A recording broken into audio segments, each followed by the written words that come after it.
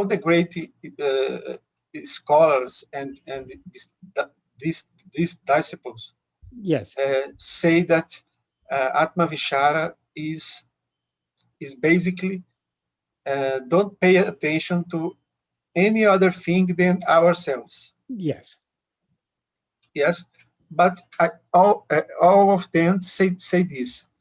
But it's a verbal yes, phrase. I want to know how to do the practice in a practical way, because there are so many visions of Atma-vichara. There is the vision of I would say Michael Langford, you know, yeah, yes, Michael Langford, that you see, watch the awareness and watch the awareness, watching awareness. yes, There is Robert Adams that taught some meditations like the I am meditation with your breath, your breath in I, breath out am, and always asking to whom this thought comes, to whom these things happen. yes, Uh, I'm quoting two examples, yes. but there are so many ways of, in a practical way, do Atma-vichara. How is the correct way, like taught by Muruganar, Ramana, Muruganar, Sadhu Om, to Yes. practice? To practice. It is extremely simple. We are always aware of ourselves. That is, we're always aware I am. We know, we very clearly know I am. But I am is not an object. It is our fundamental awareness of our own existence. So though we are always aware I am, generally because of our interest in other things, we attend to other things. So long as we're attending to other things, that is, other things appear only when we rise as ego and thereby take ourselves to be a body. That is, whenever we rise as ego, our first experience is, I am this body. We're no longer aware of ourselves just as I am. Instead, we're aware of ourselves as I am this body. And only after being aware of ourselves as I am this body do we become aware of other things. That is, other things appear only when we rise as ego and take ourselves to be a body. So long as we are aware of anything other than ourselves, we are nourishing this ego. So in order to eradicate ego, we need to withdraw our attention from everything else and attend only to I am. Bhagavan has explained this very clearly in so many different ways. For example, in verse 16 of Upadēśa Undiyār, he says, Veli vedengle vittu, that means leaving external phenomena. What's he mean by external phenomena? Everything other than ourself is an external phenomena.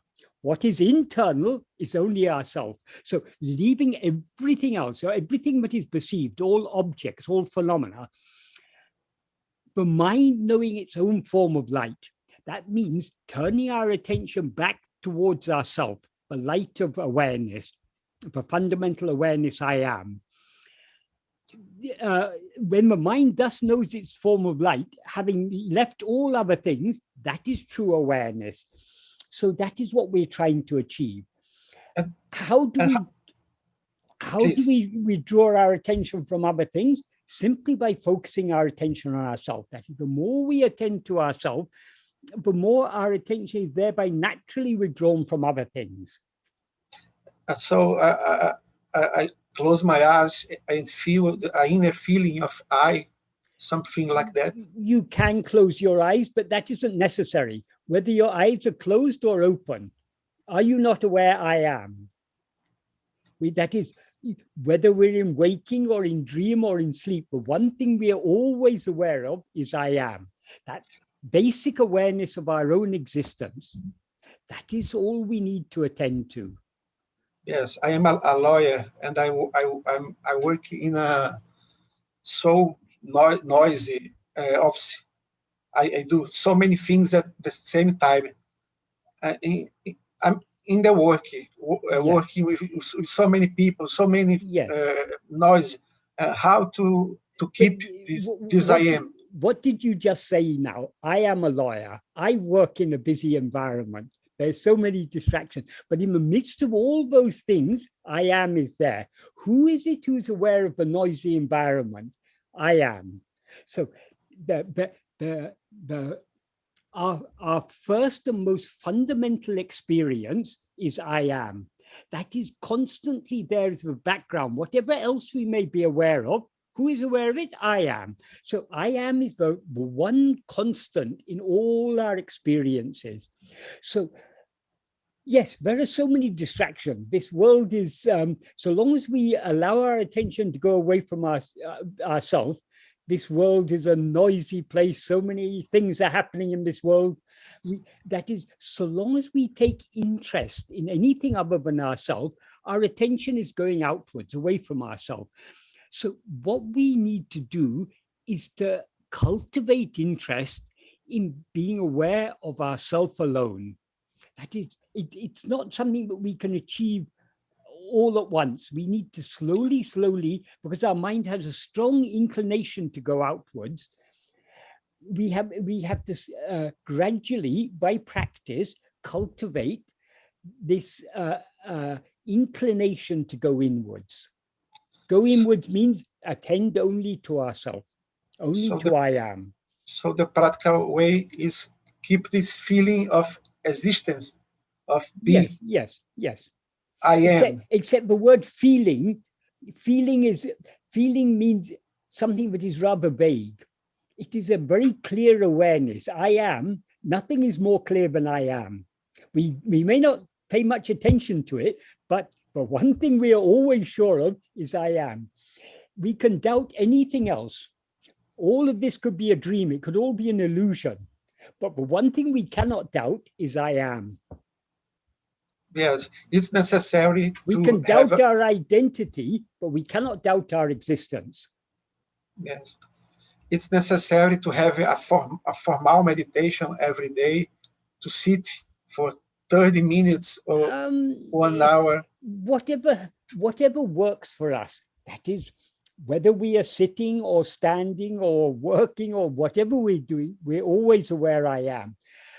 What we need to do is to cultivate the interest in investigating this I am, in attending only to this I am.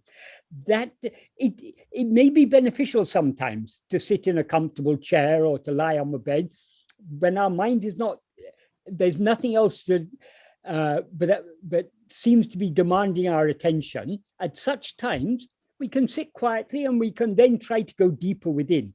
But even in the midst of other activities, whatever else we may be doing, we're always aware I am. So we can hold on to this I am at any time and in any circumstance, if we have the inclination.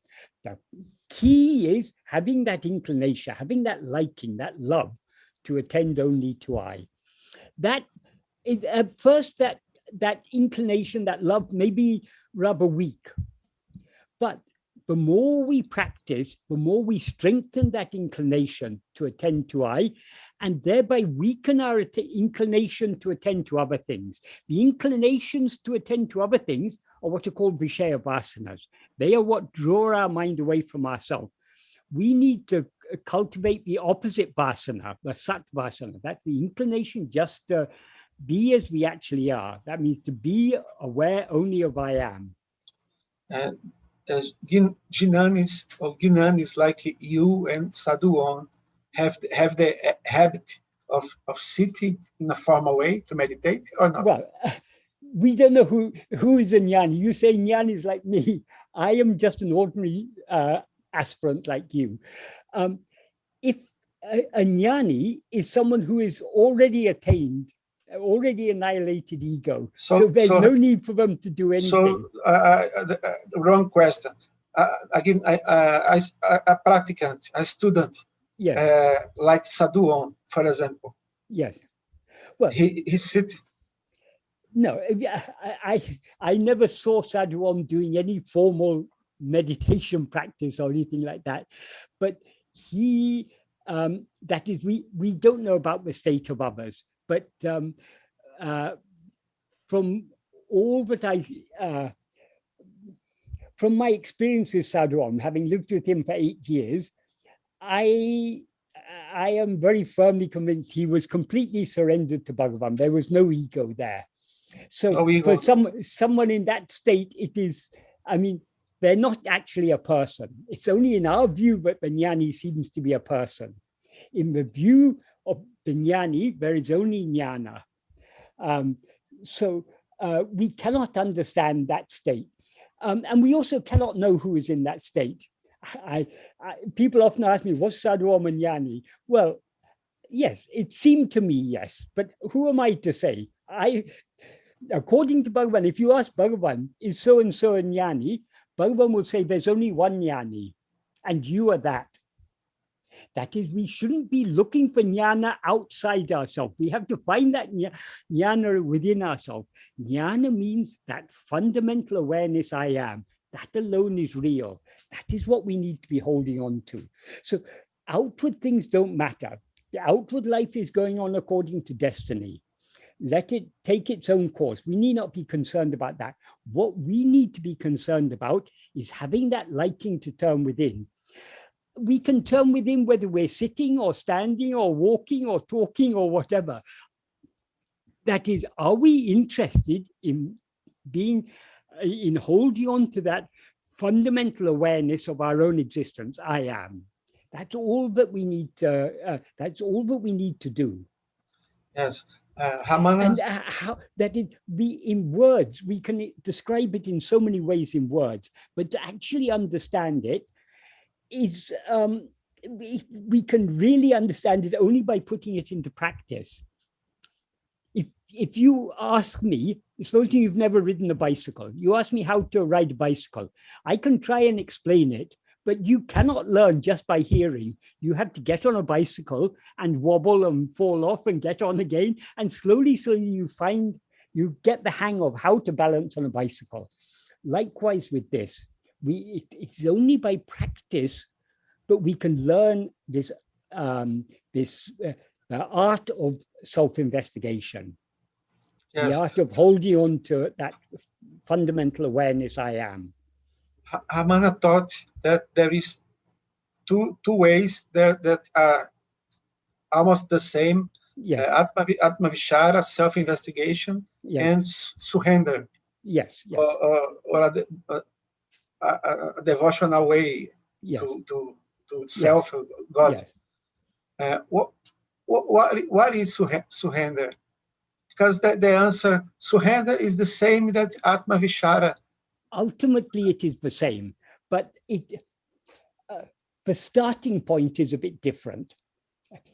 If we go deep in the practice, then we'll find they're one and the same. But the surrender begins on the path of devotion. That is, we are devoted to God. So because we love God, and we believe everything that is happening according to God's will for our good. So we want to give up our will and accept whatever happens as the sweet will of God. In other words, we want God, we don't want to have any will of our own. We want only God's will. Whatever God wants, that is what is good for me. So we try to surrender our will to the will of God. That is, we try to give up our likes, we try to let go of our likes, dislikes, desires, attachments, hopes, fears. Whatever happens, it is all his will. It's all for the good. That's how we begin on the path of surrender. But we cannot surrender our will completely without surrendering the root of the will. What is the root of the will? Whose will is it? It is my will. That is, my there refers to ego. So long as there is an ego, we will, to a greater or lesser extent, have likes, dislikes, desires, attachments, and so on. So we can begin trying to, little by little, to surrender our will. But if we want to surrender our will completely, we need to surrender ego. And in order to surrender ego, we need to turn our attention within. That is where the path of surrender and the path of Atma-vichara become one and the same.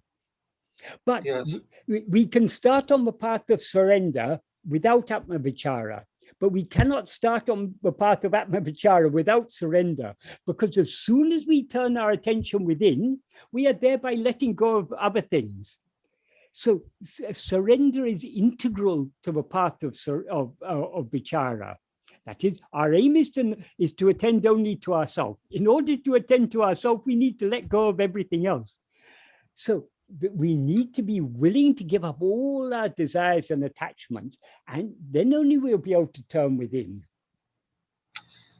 So ultimately, they are one and the same path. Yes, thanks. Is there any I know that Ramana Maharshi is not about a body. Yes. Ramana Maharshi is the eye that shines in every heart. Yeah. Yes. Yes. But we, like student disciple, we love Ramana. Yes. Ramana, no, Ramana not the body. Ramana the yes, self. Yes. Yes. Yes. There are some approach, devotional approach to call this conscience that Ramana represents. Is there some kind of chanting mantra, or just to be do Atma-vichara? If you want, you can repeat Bhagavan's name or something. If you do so with love, that is good. But Bhagavan said the first name of God is I am. So if you want to repeat any divine name, the best divine name is I.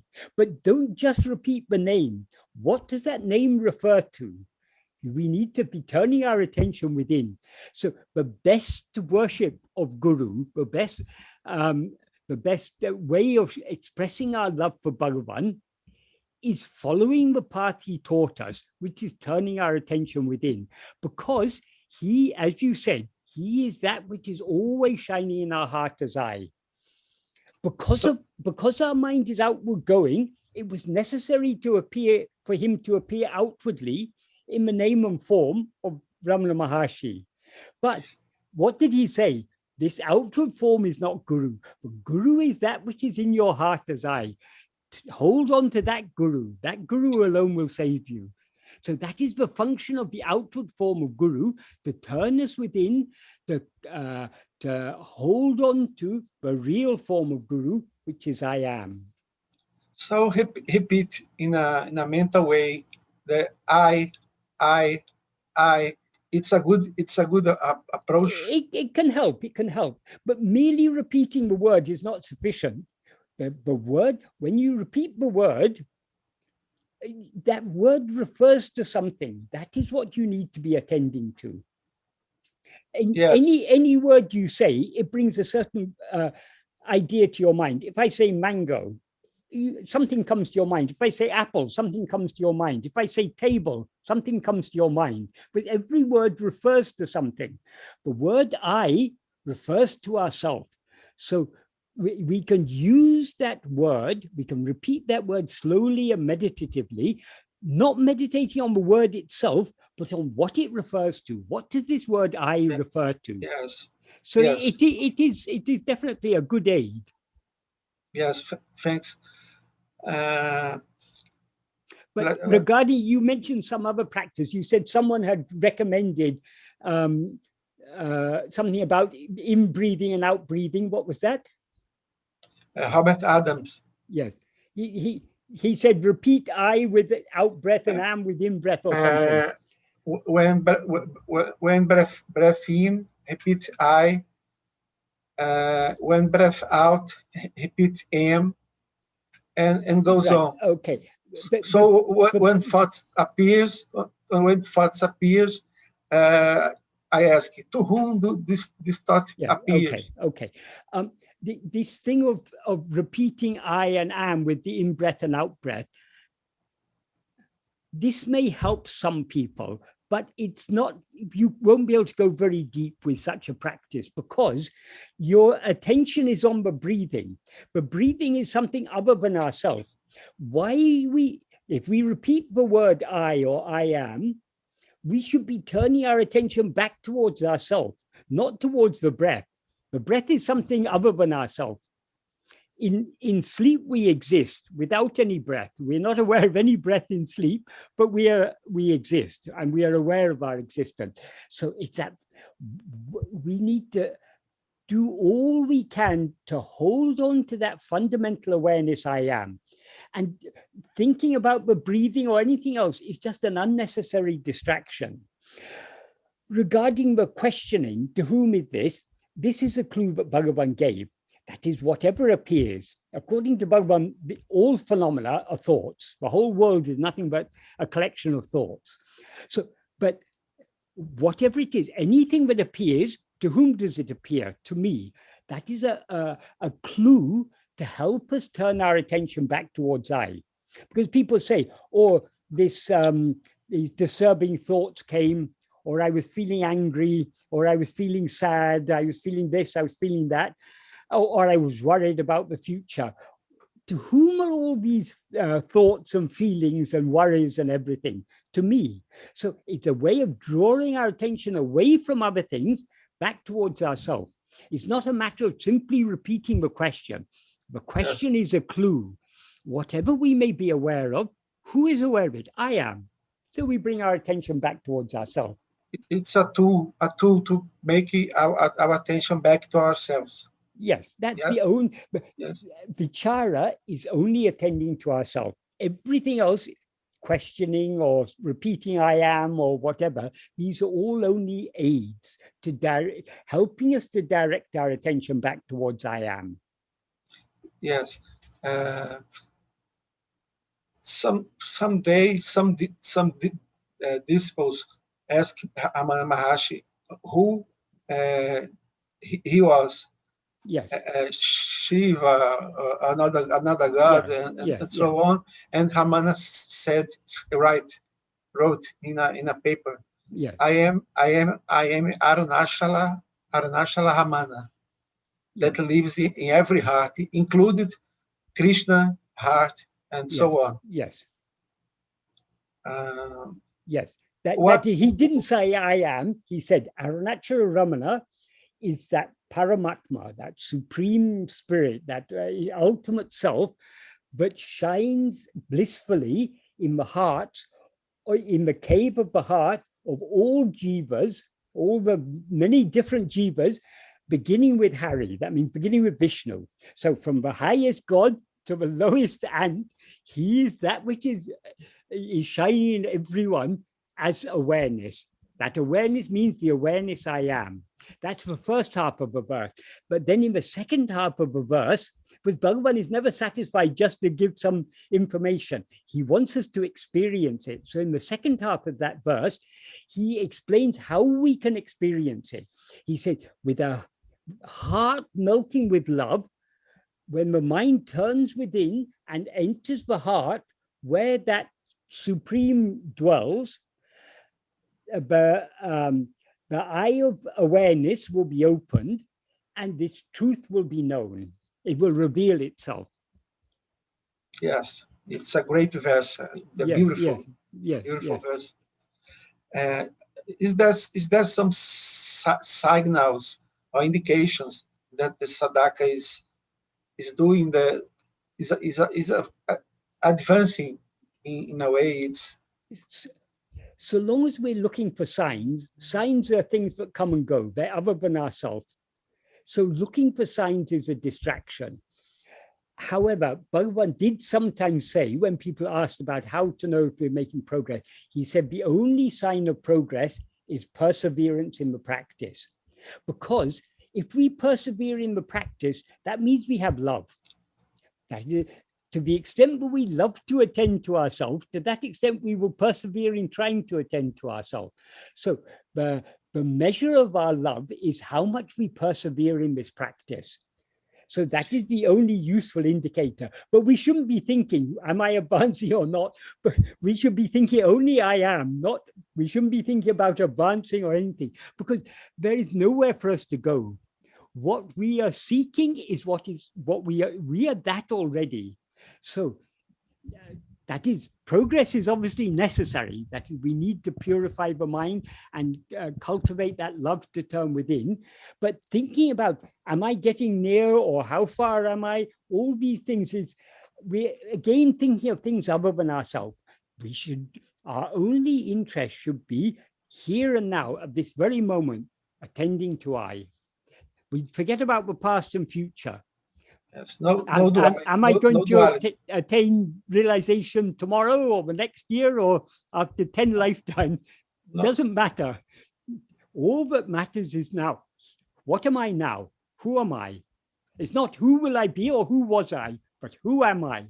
We need to be in the present moment, attending to ourselves here and now. In a sense, we are Jnani now, not. Yes, we're always now, but our mind is darting back and forth. We think about the past, we think about the future. Yes. If we are really in the now, there are many people nowadays who recommend being mindful, being aware of the present moment, whatever is happening in the present moment. So long as we are aware of happenings, whatever happens in the flow of time. Time is constantly flowing from past to future. In that flow of time, things happen, things change. But if you try to find the precise present moment, even a slight moment before is past, a slight moment ahead is future. So where is that exact present moment? At that point where the past touches the future, that is an infinitesimally, it is just an interface. It has no dimension, no duration. So in the precise present moment, nothing is happening. There is only being. And that being is our own being. That is, it's only when we hold on to I am to the exclusion of all else, but we are truly being in the present moment. Otherwise, if we're attending to whatever is happening now, we're caught up in the activity of the mind and the flow of time. Michael G, is there so many disciples, direct disciples of Ramana? And I would to know, if you know, of course, the foremost and close disciples of Ramana, because there is so many so-called disciples of Ramana that I don't feel it's true. And there are many people nowadays who claim they're in the lineage.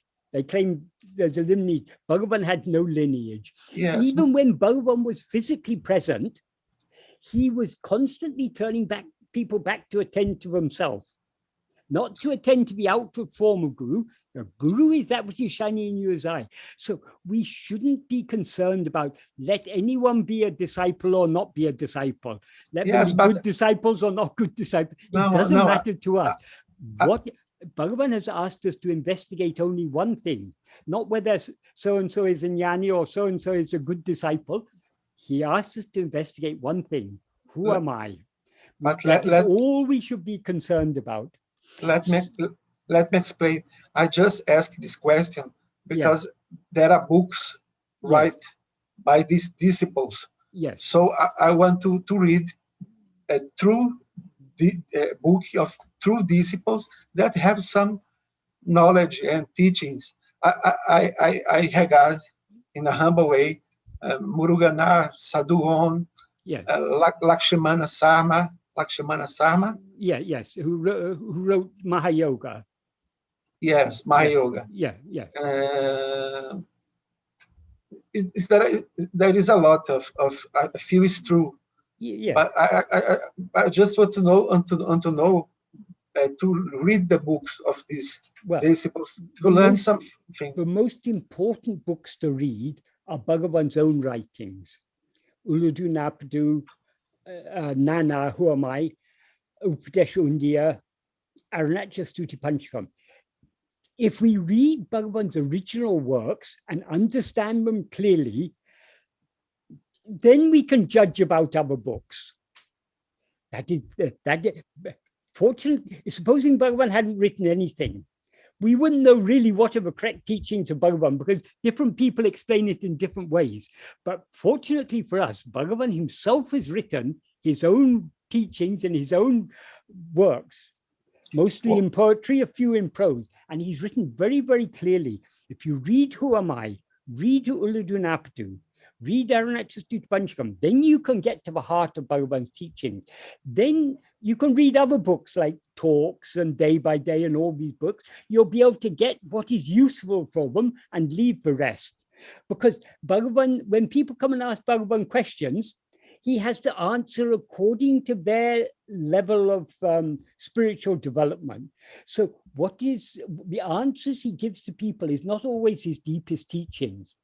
But Nana, he gave for Shiva Prakash Pillai, who asked him one simple question. The first question Shiva Prakash Pillai asked was, who am I?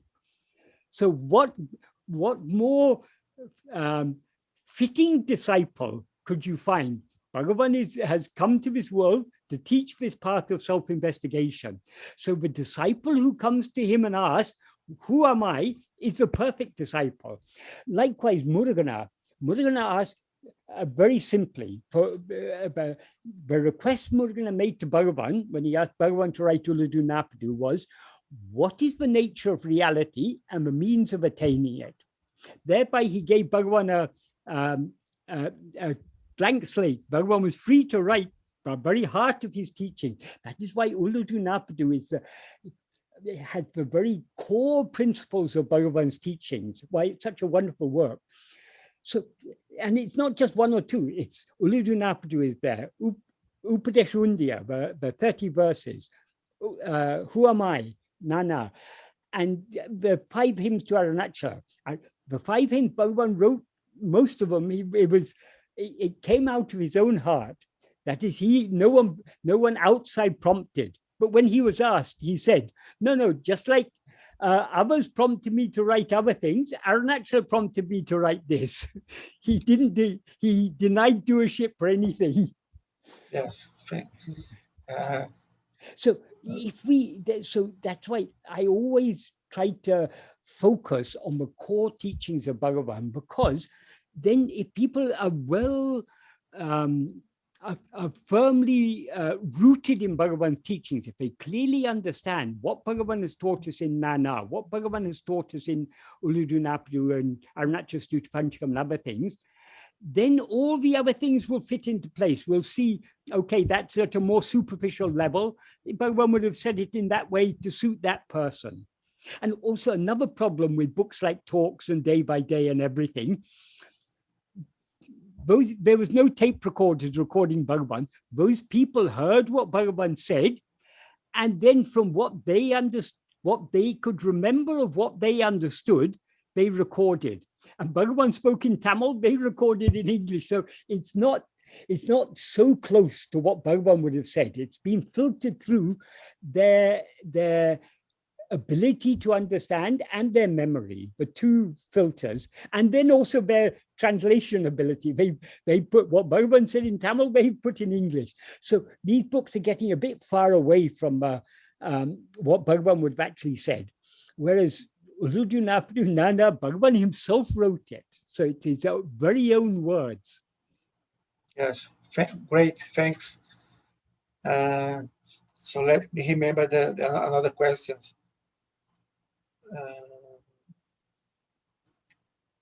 I'm here talking with you, Michael G, and feeling I am. Yes. So I'm talking with you too. So I'm paying attention to myself. Yes. Just talking and feeling. Do you understand? Yes. Yes. I'm talking with you, and I feel in the presence. I am. Yes. I can do the two things at the same time. Yes. This is one of the benefits of talking about Bhagavan and his teachings.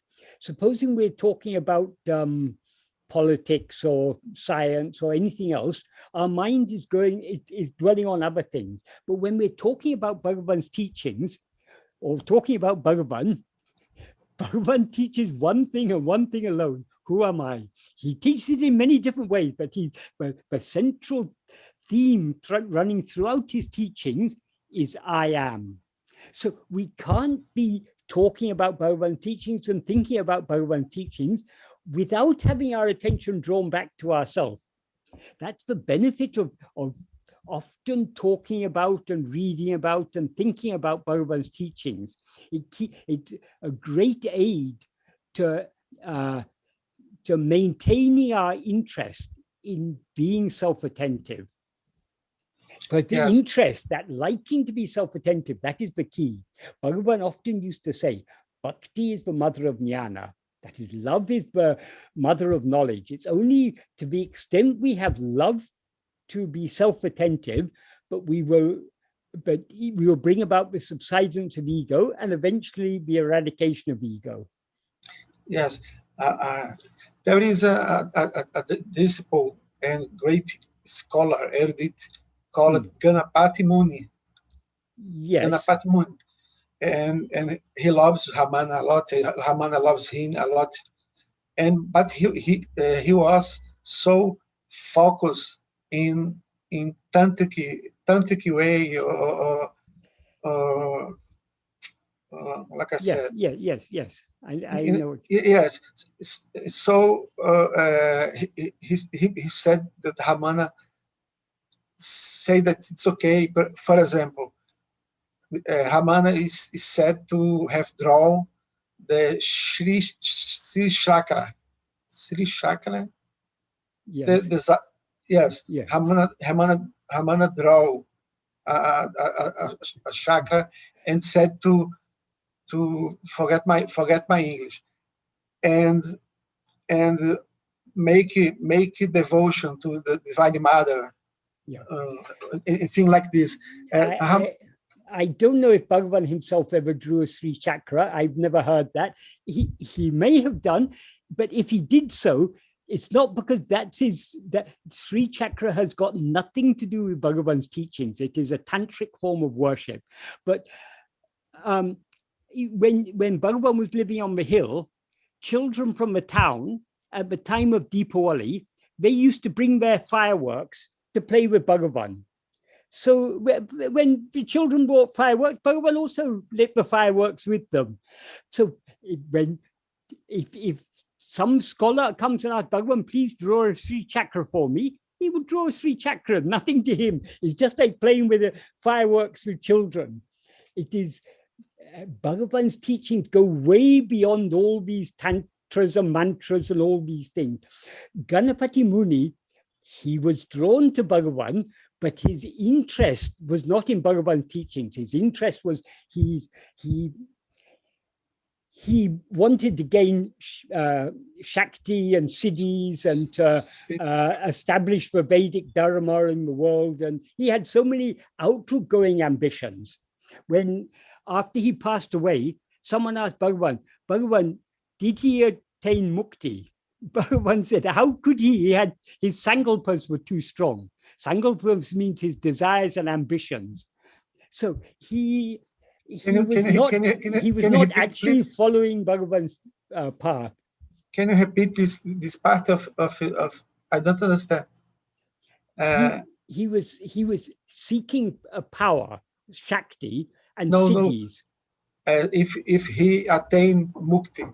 Oh, if he attained mukti, but someone asked him, did he attain mukti? Did he attain liberation?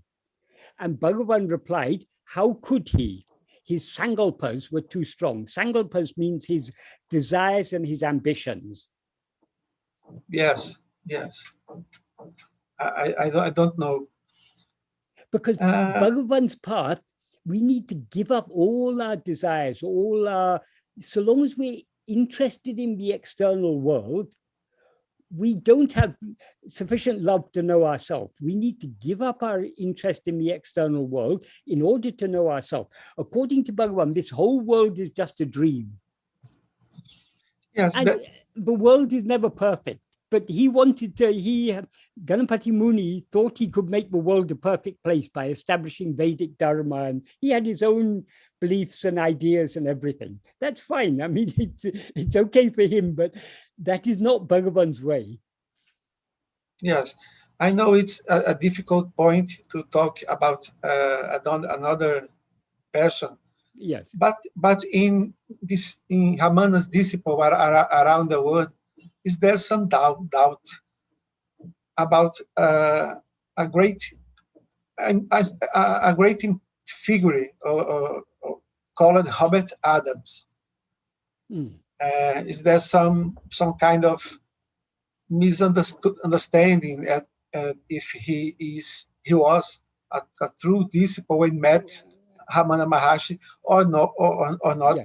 I think almost certainly he claimed that he lived there for 3 years, the last 3 years of Bhagavan's life or something. That is almost certainly untrue, because people who lived there in those days, nobody had ever heard of him. He became known only in the 1970s or 80s or 90s, sometime like that. So many of the stories he told about his time in Tiruvannamalai were obvious fabrications. Like, is it any possible there is a spiritual link between Robert Adams and Ramana Maharshi, like Robert Adams see Ramana so many visions, because your teachings are so profound, are so have a great light of itself. Your words seems to have power. Reading Robert Adams, we are attracted. If we folk back to ourselves, it seems so true. Maybe there is some link between Robert Adams and Ramana Maharshi. I don't know about him. All I know is, but a lot of the stories he told, from people who know, it seems that he made up a lot of those things. Why he told made up stories, I don't know. About his teachings, people sometimes quote to me, "Oh, Robert Adams said this, Robert Adams said that." Some things seem to be a little similar to Bhagavan's teaching, because he had obviously read Bhagavan's teachings. But a lot of the things seem to be not so close to what Bhagavan taught. But who am I to judge? I'm not interested in judging others. We have Bhagavan as our guru. That is what's important. Let us follow Bhagavan. Let Robert Adams or Ganapati Muni or anyone let them be great Mahatmas. What is that to us? Bhagavan asked us to investigate, who am I? So we need to give up our interest in knowing about others and know the truth of ourselves. When we know the truth of ourselves, we will know the truth of all others, because others cannot be.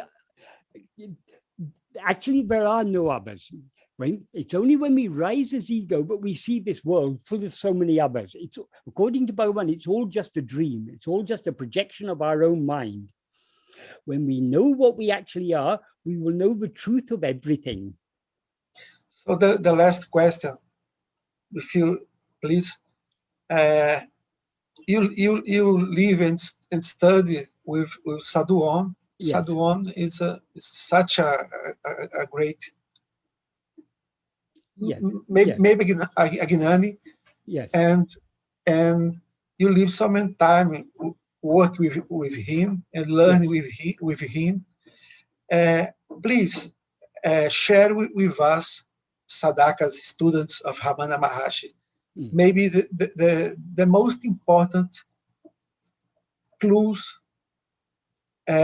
suggestions, and teachings that he gives to you in a personal way to achieve, to make the true Atma-vichara, to have true surrender. You can say in some words the most important clues, suggestions that gave to you. Okay, I can say what I gained from being with Sadhu Om.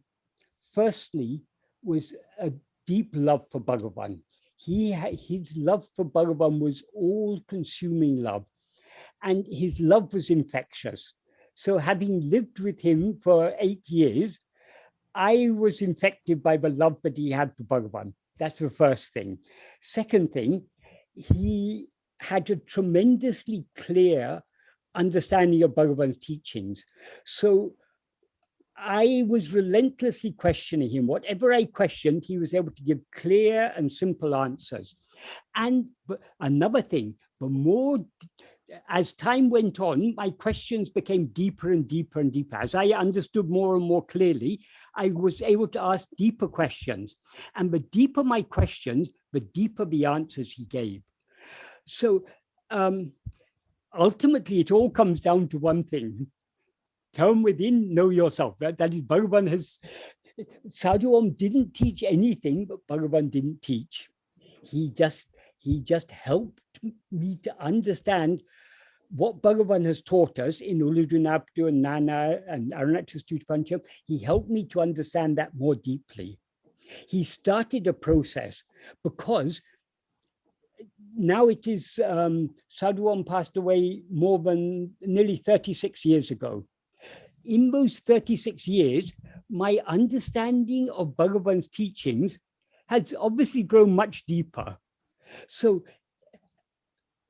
by Bhagavan's grace, spent some time with Sadhu Om, and a process was started. A process, firstly, the kindling of deep love for Bhagavan, and also the beginning to gain a deeper understanding of Bhagavan teachings. But I'm still learning. Not that there's anything new to learn about Bhagavan teaching, but as time goes on, as we go deeper in the practice and think more and more about his teachings, that is, I often say Bhagavan's teachings, Bhagavan's original writings, they're like Kamadhenu. Kamadhenu was a divine cow, but was always giving. You whatever you wanted from that cow, it would give. It was like a wish fulfilling tree type of thing. So Kamadhenu is always giving. So Bhagavan's teachings, the more we practice them, the more we study them, the more depth and clarity of understanding we will gain. And the more deeply and clearly we understand his teaching, the deeper we'll be able to go in the practice. So Bhagavan's teachings are always giving. So if we center our life around his teachings, around reading his teachings, thinking about his teachings, and most important of all, putting his teachings into practice, it's an ever deepening process. And as we go deeper, it becomes clearer and simpler. Yes. Thanks a lot, dear Michael G. Yes.